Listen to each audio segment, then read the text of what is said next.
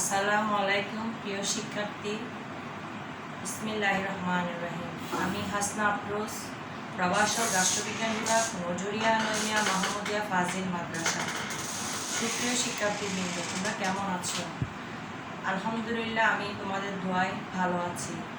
নজরিয়া নৈমিয়া মাহমুদিয়া ফাজিল মাদ্রাসার পক্ষ থেকে তোমাদের সকলকে আমি অনলাইন ক্লাসে আমন্ত্রণ জানাচ্ছি। আমরা গত ক্লাসে কি পড়েছি সে সম্পর্কে হয়তো তোমরা এতদিনে জেনেছ। গত ক্লাস সম্পর্কে আমরা বলতে পারি, আমরা গত ক্লাসে আলোচনা করেছি পরিণীতি ও সুশাসন। পরিণীতি ও সুশাসন, সিভিক্স অ্যান্ড গুড গভর্নেন্স এর প্রথম পত্রের প্রথম অধ্যায় থেকে আমরা আলোচনা করেছিলাম introduction to civics and good governance. আমরা আলোচনা করেছিলাম কি introduction to civics and good governance, অর্থাৎ পরিণীতি ও সুশাসন পরিচিতি। তো আজকে আমরা আলোচনা করব পার্ট 2 এর পরিণীতি ও সুশাসনের বিষয়বস্তু ও পরিধি।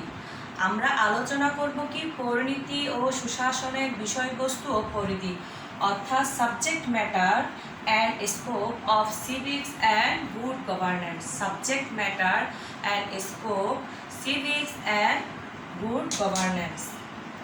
এখন আমরা পরিণীতি ও সুশাসনের পরিধি এবং বিষয়বস্তু আলোচনা করার পূর্বে আমরা গত ক্লাসে পরিণীতি এবং সুশাসন সম্পর্কে কি বুঝেছি, কি জানতে পেরেছি, পরিণীতি বলতে কি বোঝায়, সুশাসন বলতে কি বোঝায়, সেটা আমরা একটু বলি, তোমাদের সাথে আলোচনা করি। আমরা তো জানি মানুষ সামাজিক জীব, মানুষ একা বাস করতে পারে না। তাই রাষ্ট্রবিজ্ঞানের জনক এরিস্টটল যথার্থই বলেছেন মানুষ প্রকৃতিগতভাবে সামাজিক ও রাজনৈতিক জীব। যে মানুষ সমাজে বাস করে না সে হয়তো পশু, না হয় দেবতা। এটি রাষ্ট্রবিজ্ঞানের জনক এরিস্টটল তার পলিটিক্স গ্রন্থে বলেছেন। তাহলে দেখো, একটি সমাজ রাষ্ট্রে বসবাস করতে হলে রাষ্ট্রের ব্যবহার আচার বিধি সম্পর্কে জানার জন্য আমাদের কি আলোচনা করতে হবে? পরিণীতি। তাহলে পরিণীতি শব্দটি এসেছে ল্যাটিন শব্দ থেকে। পরিণীতি শব্দটি এসেছে ল্যাটিন শব্দ সিভিক্স এবং সিভিটাস থেকে। সিভিক্স শব্দের অর্থ নাগরিক এবং সিভিটাস শব্দের অর্থ নগর রাষ্ট্র। যে শাস্ত্র নগর রাষ্ট্রের নাগরিকের বিভিন্ন বিষয়ে আলোচনা করে তাকে পরিণীতি বলা হয়। আমি সংক্ষিপ্ত আকারে আলোচনা করছি কারণ গত ক্লাসে আমি তোমাদের সাথে ডিটেলস এ বিষয়ে আলোচনা করেছি। এখন সুশাসনে আসো। সুশাসন শব্দটির ইংরেজি প্রতিশব্দ গুড গভর্নেন্স। এটি এসেছে গ্রিক শব্দ কুবার্নাও থেকে। তাহলে কুবার্নাও শব্দের অর্থটা কি? কুবার্নাও শব্দের অর্থ হচ্ছে জাহাজ পরিচালনাকারী। তাহলে গুড গভর্নেন্সের অর্থ দাঁড়ায় কি? রাষ্ট্র পরিচালনাকারী। তাহলে সুন্দর সুশৃঙ্খলভাবে রাষ্ট্র পরিচালনা করাই হচ্ছে সুশাসন, যেখানে সরকারের স্বচ্ছতা, দায়বদ্ধতা, জবাবদিহিতা, আইনের অনুগত থাকবে, জনগণের আশা আকাঙ্ক্ষা চাহিদা পূরণ হবে। তাহলে একটা জিনিস, এবার আসো আমরা পরিণীতির পরিধি এবং বিষয়বস্তুটা কি জিনিস, পরিণীতির পরিধি এবং বিষয়বস্তুটা কি জিনিস আমরা তা দেখি। আমরা পরিণীতি ও সুশাসনের পরিধি ও বিষয়বস্তু আলোচনা করতে গিয়ে দুটো শব্দ পাই। দুটো শব্দ, যেমন পরিধি ও বিষয়বস্তু। পরিধি ও বিষয়বস্তু। পরিধি আমরা যখন আলোচনা করতে যাই তখন আমাদের মাথায় একটা জিনিসের জ্যামিতির একটি ধারণা চলে আসে, আমাদের চোখে ভাসে। যেমন ধরো, সেটা হলো বৃত্ত। সেটা কি? সেটা হলো বৃত্ত। এখন এই বৃত্ত পরিধি এই শব্দটি আমরা বেশি জানি। বৃত্তের পরিধি এই শব্দটি আমরা বেশি জানি। পরিধি বলতে আমরা বুঝে থাকি জ্যামিতির ভাষায় সাধারণত বৃত্তের সীমান্ত বরাবর।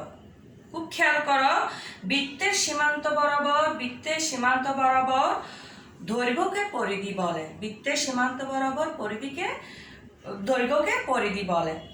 কিন্তু পরিণীতি বা অন্যান্য ক্ষেত্রে পরিধি বলতে কোনো বিষয়ের আলোচ্য সূচিকে বোঝানো হয়। পরিধি বলতে কি কোনো বিষয়ের আলোচ্য সূচিকে, পরিধি বলতে কি বলে, কোনো বিষয়ের আলোচ্য সূচিকে বোঝানো হয়। সেই বিষয় হিসেবে আমরা দেখতে পাচ্ছি যা আজকের আলোচ্য বিষয় পরিণীতি ও সুশাসনের পরিধি ও বিষয়বস্তু। তার মানে আমরা যদি পরিণীতি ও সুশাসনকে একটি বৃত্ত হিসেবে কল্পনা করি, আমরা যদি একটি বৃত্ত হিসেবে পরিণীতি এবং সুশাসন কল্পনা করি, তাহলে কেন্দ্রে অবস্থান করে কে? নাগরিক। তার কেন্দ্রে কে অবস্থান করে? নাগরিক। এখন দেখো, এই নাগরিকের চারপাশে কেন্দ্র করে, এই নাগরিকের চারপাশকে কেন্দ্র করে যা কিছু আছে, এই নাগরিকের চারপাশে কেন্দ্র করে যা কিছু আছে তাকে সব কিছু হচ্ছে পরিণীতি ও সুশাসনের পরিধি ও বিষয়বস্তু। এখন তোমরা এখানে চিত্রটি লক্ষ্য করলে বুঝতে পারবে, এখানে পরিণীতি ও সুশাসনের বিষয়বস্তু, এখানে কেন্দ্রে অবস্থান করে কে? কেন্দ্রে অবস্থান করে নাগরিক। এখন নাগরিকের চারপাশের বিষয়গুলো কি? যেমন ধরো,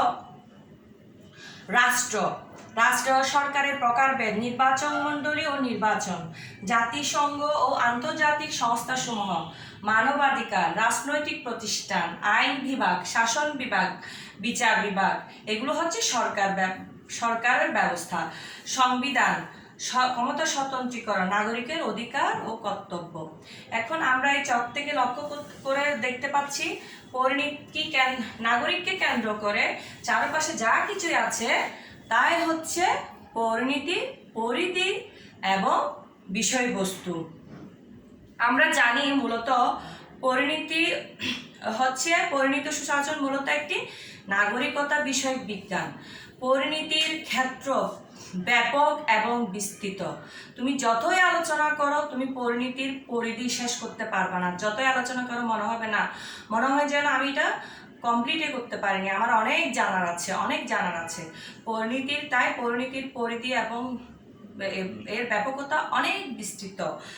এখন আমরা আসি নাগরিকের সামাজিক ও রাজনৈতিক কার্যাবলী পরিণীতি ও সুশাসন আলোচনার মূল বিষয়বস্তু। এখানে কি বলেছে?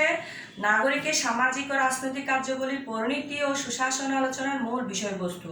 পরিণীতি ও সুশাসনের সংজ্ঞা বিশ্লেষণ করলে দেখা যায় যে নাগরিকের জীবন ও কার্যাবলী যতদূর বিস্তৃত, অর্থাৎ যা কিছু নাগরিক জীবনকে স্পর্শ করে পরিণীতি ও সুশাসনের পরিধি ও বিষয়বস্তু ততদূর বিস্তৃত। তোমরা কি বুঝতে পেরেছ? অর্থাৎ একজন নাগরিকের জীবন সমাজে যে সকল ক্ষেত্রে প্রসারিত, পরিণীতি ও সুশাসনের পরিধি ও সে সকল ক্ষেত্রে প্রসারিত। এখন সুপ্রিয় শিক্ষার্থী, আমরা এখন দেখব পরিণীতি ও সুশাসনের পরিধি ও বিষয়বস্তুটা কি কি। আমরা যদি লক্ষ্য করি, আমরা গত ক্লাসে আলোচনা করেছিলাম E.M. হোয়াইট এবং F.I. গ্লাউটের সংজ্ঞা। আজকে আমরা E.M. হোয়াইট এবং F.I. গ্লাউটের সংজ্ঞা বিশ্লেষণ করে পরিণীতি ও সুশাসনের পরিধি ও বিষয়বস্তু সম্পর্কে সুস্পষ্ট ধারণা পাব। আমরা এই দুটো সংজ্ঞাকে ভালোভাবে বিশ্লেষণ করলে পরিণীতির বিষয়বস্তুগুলোকে সুস্পষ্টভাবে উপস্থাপন করতে পারব। যেমন E.M. হোয়াইট বলেছেন, নাগরিকতার সাথে জড়িত সকল প্রশ্ন নিয়ে যে শাস্ত্র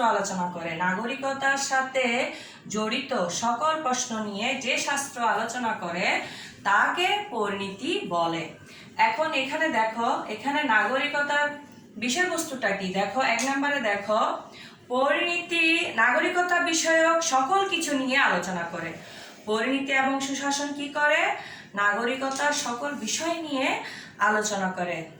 যেমন একজন নাগরিকের সংজ্ঞা কি হওয়া উচিত, সুনাগরিকের সংজ্ঞা কি হতে পারে, কারা নাগরিক হবে, নাগরিকের দায়িত্ব কর্তব্য কি, কিভাবে নাগরিকত্ব অর্জন করা যায়, কিভাবে নাগরিকতা বিলোপ হয়, এবং এর সমস্ত কিছুই পরিণীতি ও সুশাসন আলোচনা করে। তাহলে দেখো, তিনি আরো বলেন, পরিণীতি ও সুশাসন হলো জ্ঞানের সে মূল্যবান শাখা যা নাগরিকতার অতীত, বর্তমান ও স্থানীয়, জাতীয়, মানবতার সকল দিক নিয়ে আলোচনা করে। আমরা গত ক্লাসে পড়েছি E.M. হোয়াইটের সংজ্ঞায় পরিণীতি কি করে? নাগরিকের অতীত, বর্তমান, ভবিষ্যৎ নিয়ে আলোচনা করে।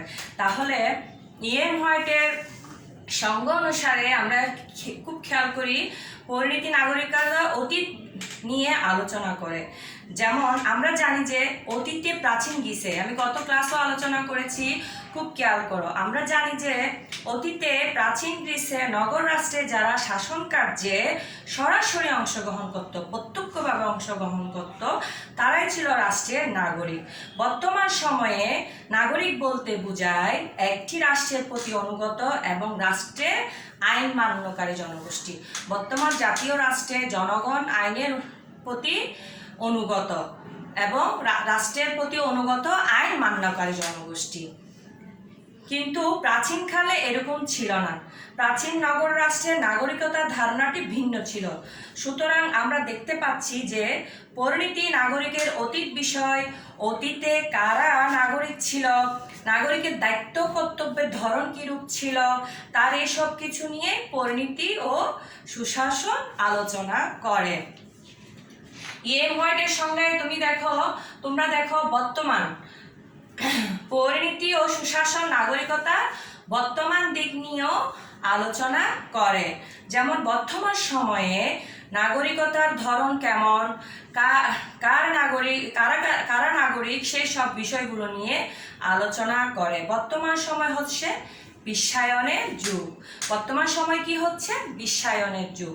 বর্তমান সময়ে রাষ্ট্রের আয়তন বেশি, জাতীয় রাষ্ট্রের এবং রাষ্ট্রের কর্মপরিধি সব কিছুই অনেক বিস্তৃত। একটি জাতীয় রাষ্ট্রের নাগরিক কি কি দায়িত্ব পালন করে, তারা কি অধিকার আছে, তারা কি কি দায়িত্ব পালন করবে, সব কিছুই পরিণতি ও সুশাসন আলোচনা করে। তোমরা খেয়াল করো, আমার প্রতিটা পয়েন্ট তোমরা খেয়াল করো। যদি তোমাদের সম্ভব হয় তোমরা প্রতিটি পয়েন্টগুলো তোমরা নোট করে ফেলো, খাতায় লিখে ফেলো। এখন 4 নম্বরে দেখো, এখানে বলা হয়েছে নাগরিকের ভবিষ্যৎ জীবন। ইএম হোয়াইটের সংজ্ঞায় কি বলা হয়েছে? নাগরিকের ভবিষ্যৎ জীবন সম্পর্কে পরিণতি ও সুশাসন নাগরিকতার ভবিষ্যৎ দিক নিয়ে আলোচনা করে। ভবিষ্যতে নাগরিকতার ধরন কেমন হতে পারে সেটা নিয়েও পরিণতি ও সুশাসন আলোচনা করে। আমরা জানলাম অতীতে নাগরিকতার ধরন একরকম ছিল, আমরা জানলাম একটু আগে অতীতে নাগরিকতার ধরন ছিল একরকম, বর্তমানে সেটা কল্যাণমূলক রাষ্ট্র। বর্তমানে সেটা কি? কল্যাণমূলক রাষ্ট্র বা এই ধরনের ধারণা প্রবর্তিত, যার কারণে নাগরিকতার ধারণা পরিবর্তিত হয়েছে। কিন্তু ভবিষ্যতে এই নাগরিকতার রূপ কেমন হতে পারে? যেমন বর্তমান যুগ বিশ্বায়নের যুগ। এখন মানুষ বিশ্বব্যাপী, তার পরিধি বিস্তৃত। একজন নাগরিকের পরিধি বিশ্বব্যাপী বিস্তৃত। পরিণতি অতীত কার্যে নাগরিক অধিকার ও কর্তব্য এবং বর্তমান অবস্থার উপর ভিত্তি করে ভবিষ্যৎ নাগরিক জীবনের ইঙ্গিত প্রদান করে। এবার লক্ষ্য করো, ইএম হোয়াইটের সংজ্ঞায় লক্ষ্য করো, স্থানীয় পরিণতি নাগরিকতার স্থানীয় দিক নিয়ে আলোচনা করে। কি আলোচনা করে? নাগরিকের স্থানীয় দিক নিয়ে আলোচনা করে। পরিণতির অনেক স্থানীয় বিষয়, যেমন একজন নাগরিক বিভিন্ন স্থানীয় সংগঠনের সাথে জড়িত থাকে, আর স্থানীয় রাজনৈতিক প্রতিষ্ঠানের সাথে জড়িত থাকে, প্রশাসনিক প্রতিষ্ঠানের সাথে জড়িত থাকে। সেগুলো যেমন ইউনিয়ন পরিষদ, উপজেলা পরিষদ, জেলা পরিষদ, পৌরসভা, সিটি কর্পোরেশন ইত্যাদি। এইসব স্থানীয় রাজনৈতিক সংগঠন বা প্রতিষ্ঠানের সাথে পরিণতি ও সুশাসন পরিচয় করিয়ে দেয়। এইসব প্রতিষ্ঠানের সাথে কি করে? পরিণতি ও সুশাসন প্রত্যেকটা নাগরিকের সাথে পরিচয় করিয়ে দেয়। যে একজন নাগরিক এসব প্রতিষ্ঠানের থেকে কি কি অধিকার ভোগ করতে পারে বা এইসব প্রতিষ্ঠানের প্রতি তার কি দায়িত্ব রয়েছে, এসব কিছু নিয়ে পরিণতি ও সুশাসন আলোচনা করে। এখন দেখো নাগরিকতার জাতীয় দিক। এখন ইএম হোয়াইটের সংজ্ঞায় দেখো জাতীয় দিক। নাগরিকতার জাতীয় দিক সম্পর্কে পরিণতি ও সুশাসন আলোচনা করে।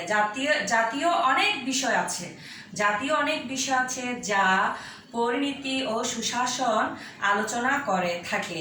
জাতীয় বিষয়ের মধ্যে আমরা কি দেখি, যেমন বিভিন্ন জাতীয় গুরুত্বপূর্ণ ঘটনা, জাতীয় স্বাধীনতা আন্দোলন, জাতীয় প্রতিষ্ঠান যেমন জাতীয় সংসদ, জাতীয় নির্বাচন, জাতীয় শাসনতন্ত্র, জাতীয় নেতা, বিভিন্ন জাতীয় নেতার অবদান, এই সমস্ত বিষয়, জাতীয় বিভিন্ন বিষয় নিয়েও পরিণতি ও সুশাসন আলোচনা করে। এবার 7 নম্বর আসো, মানবতার আন্তর্জাতিক দিক। আন্তর্জাতিক দিক, এখন দেখো পরিণতি ও সুশাসন নাগরিকতার আন্তর্জাতিক দিক নিয়েও আলোচনা করে। এছাড়া পরিণতি কি করে, আন্তর্জাতিক দিক নিয়ে আলোচনা করে, কারণ বর্তমান সময়ে নাগরিক একটি আন্তর্জাতিক পরিমণ্ডলের সদস্য হিসেবে পরিগণিত। কি বলেছে, বর্তমান সময়ে নাগরিক একটি আন্তর্জাতিক পরিমণ্ডলের সদস্য হিসেবে বিবেচিত হয়। একজন নাগরিক বা যে কোনো দেশের নাগরিক হোক, যেমন বিভিন্ন আন্তর্জাতিক বিষয় রয়েছে, আন্তর্জাতিক বিষয় রয়েছে, আন্তর্জাতিক ইস্যু রয়েছে, সেগুলো সারা বিশ্বের মানুষের দ্বারা উপকৃত বা ক্ষতিগ্রস্ত হতে পারে। যেমন পরিবেশ, কোনো একটি রাষ্ট্রে অতিরিক্ত শিল্পায়নের ফলে যদি পরিবেশ দূষিত হয়, তার প্রভাব কিন্তু সারা বিশ্বের মধ্যে পড়বে। তার প্রভাব কিসের মধ্যে পড়বে, সারা বিশ্বের মধ্যে পড়ে। সেক্ষেত্রে আমরা নাগরিকরা তখন সেই আন্তর্জাতিক একটা সংগঠনের সদস্য হিসেবে ওই সমস্ত বিষয় সম্পর্কে সেই সচেতন হতে পারবো, বা আমাদের সকলের সচেতন হওয়া জরুরি। এখন দেখো, এই জন্য বিভিন্ন আন্তর্জাতিক প্রতিষ্ঠান সম্পর্কে পরিণতি সুশাসন আলোচনা করে থাকে।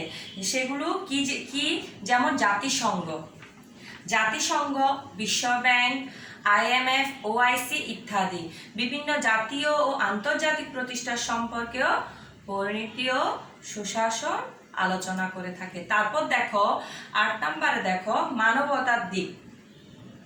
পরিণতি ও সুশাসন মানবাধিকার ও মৌলিক অধিকার সংক্রান্ত সকল বিষয় নিয়ে আলোচনা করে। আমরা E.M. হোয়াইটের সংজ্ঞায় কি পাই, পরিণতি ও সুশাসন মানবতা, মানবাধিকার এবং মৌলিক অধিকার সংক্রান্ত সকল বিষয় নিয়ে আলোচনা করে। মানবতার বিষয় কি? এই বিষয়টা এসেছে সাম্প্রতিক সময়ে, যখন জাতিসংঘ প্রতিষ্ঠিত হয় তখন। মানবাধিকার 1948 সালে, খেয়াল করো, 1948 সালে ঘোষণা দেয়। এখানে অনেকগুলো ধারা রয়েছে। এই ধারাগুলো হলো কোন কাজ করলে মানবাধিকার লঙ্ঘিত হবে সেগুলো উল্লেখ রয়েছে। তো এই মানবাধিকারের সাথে সম্পৃক্ততা বজায় রেখে অনেক রাষ্ট্র তাদের নিজস্ব সংবিধানে মৌলিক অধিকার সন্নিবেশিত করেছে। তার মানে এই যে মানবিক বিষয় বা মানবাধিকার সংক্রান্ত বিষয়, মৌলিক অধিকার সংক্রান্ত বিষয়, তার সব কিছুই পরিণতি ও সুশাসন আলোচনা করে। তাহলে আমরা E.M. হোয়াইটের সংজ্ঞা থেকে কি পেলাম, নাগরিকের অতীত, বর্তমান, ভবিষ্যৎ দিক সম্পর্কে পেলাম, স্থানীয়, জাতীয়, মানবতার এবং আন্তর্জাতিক দিক সম্পর্কে জানলাম। এখন আমরা লক্ষ্য করি F.I. গ্লাউড কি বলেছেন। F.I. গ্লাউড থেকে আমরা কি জানতে পারি। এখন F.I. গ্লাউড বলেছেন, যে সকল প্রতিষ্ঠান অভ্যাস এবং কার্যগুলি দ্বারা মানুষ নিজ নিজ রাজনৈতিক সমাজের প্রতি দায়িত্ব কর্তব্য পালন করে এবং অধিকার ভোগ করে, তার অধ্যয়নে পরিণতি। তাহলে একটা জিনিস খুব খেয়াল করো, F.I. গ্লাউড কি বলেন, যে সকল প্রতিষ্ঠান অভ্যাস এবং কার্যবলী ধারা। এখানে দেখো রাজনৈতিক প্রতিষ্ঠান সম্পর্কে আলোচনা করে।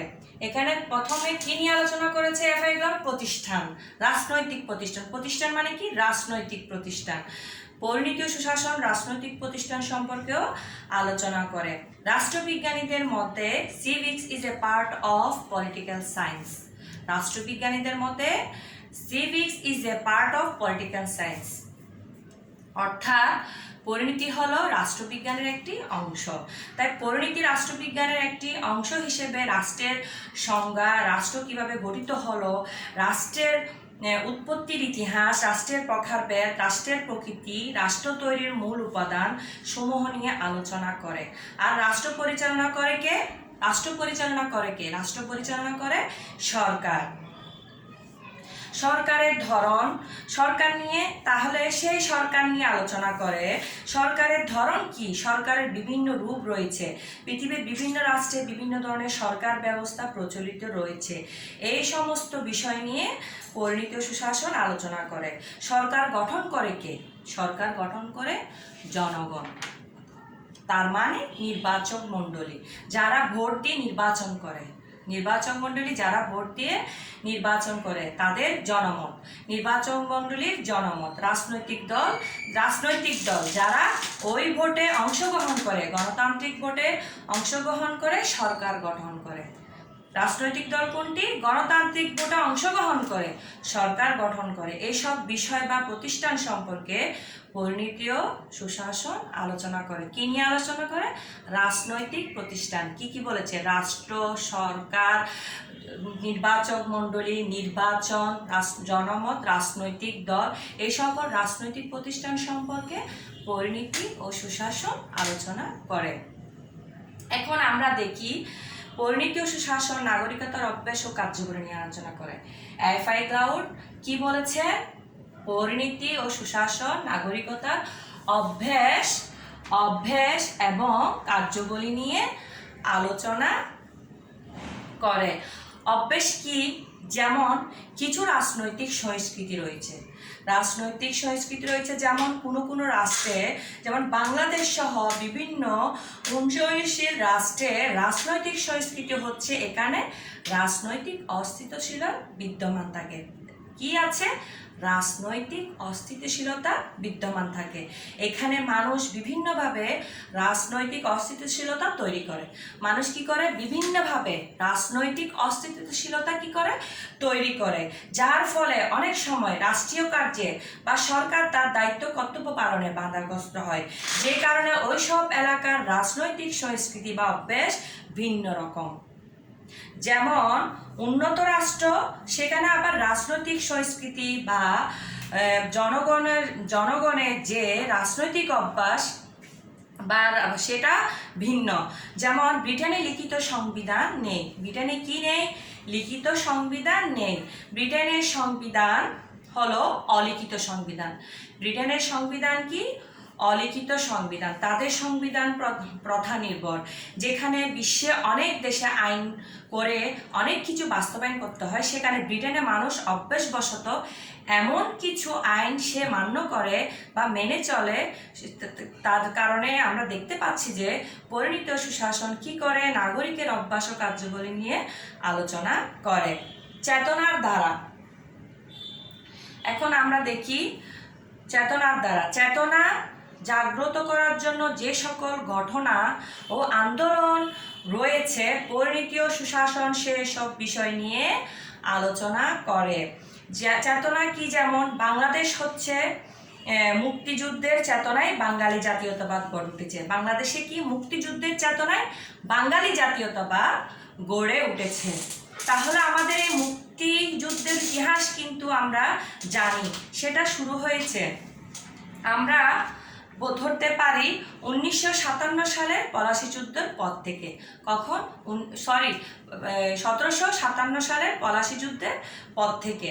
ফলে 1757 সালের পলাশীর যুদ্ধ, 1857 সালের সিপাহী বিদ্রোহ, 1940 সালের লাহোর প্রস্তাব, 1947 সালে দ্বিজাতি তত্ত্বের ভিত্তিতে যখন দেশ ভাগ হয়, ভারত পাকিস্তান এবং পাকিস্তান থেকে সৃষ্টি হয় পূর্ব পাকিস্তান এবং পশ্চিম পাকিস্তান। তারপরে দেখা যায় যে ভাষা আন্দোলন, 1952 সালের ভাষা আন্দোলন, 1954 সালে যুক্তফ্রন্ট, তারপর 1966 সালের 6 দফা, 1969 সালের গণ অভ্যুত্থান, 1970 সালের নির্বাচন এবং 1971 সালের মুক্তিযুদ্ধ।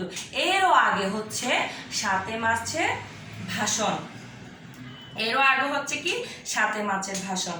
এই সমস্ত বিষয় আমাদের নাগরিক চেতনাকে জাগ্রত করে বা বাঙালির যে বাঙালিত্ব সেটাকে উদ্বুদ্ধ করে। সুতরাং এইসব বিষয় নিয়েও পরিণতি ও সুশাসন আলোচনা করে। তাহলে আমরা পরবর্তীতে দেখি সুনাগরিকতার শিক্ষা দেয়। সুনাগরিকতার কি দেয়? শিক্ষা দেয়। এখন দেখি পরিণতি ও সুশাসন সুনাগরিকতার শিক্ষা দেয়।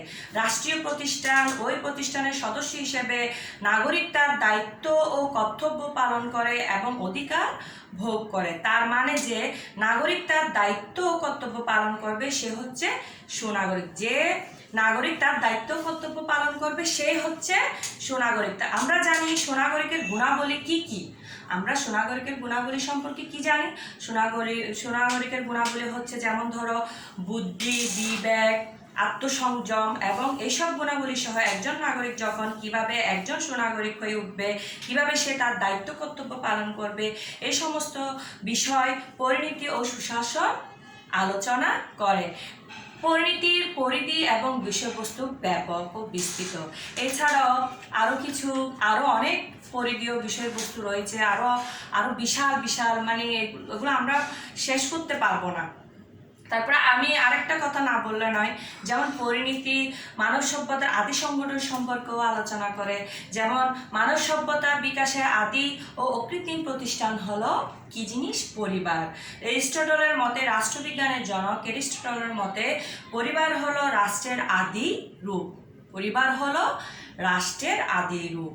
সময়ের স্রোত বেয়ে বিবর্তনের ধারায় পরিবারের সম্প্রসারণ ঘটেছে এবং গড়ে উঠেছে রাষ্ট্র ও অন্যান্য প্রতিষ্ঠান। পরিণতি তাই পরিবারের বর্তমান ও অতীত রূপ এবং কার্যগুলি, সমাজের বিকাশ, সামাজিক পরিবর্তনের প্রকৃতি ও কারণ সমূহ, সামাজিক মূল্যবোধ, রাষ্ট্রের প্রকৃতি ও উৎপত্তির ইতিহাস এবং বিকাশের দ্বারা প্রভৃতি দিক সম্পর্কে পরিণতি ও সুশাসন আলোচনা করে। আরও বিষয় আছে যেমন রাজনৈতিক তথ্য। পরিণতি ও সুশাসন কি নিয়ে আলোচনা করে? রাজনৈতিক তথ্য নিয়ে। পরিণতি রাজনৈতিক তথ্য নিয়েও আলোচনা করেন। পরিণতি রাষ্ট্রের উৎপত্তি, রাষ্ট্রের কার্যবলী সম্পর্কিত বিভিন্ন তত্ত্ব বা মতবাদ সম্পর্কে আলোচনা করে, যেমন সামাজিক চুক্তি মতবাদ, বিবর্তনমূলক মতবাদ, পিতৃতান্ত্রিক মতবাদ, মাতৃতান্ত্রিক মতবাদ, ঐশী মতবাদ, আরও অনেক কিছু আলোচনা করে।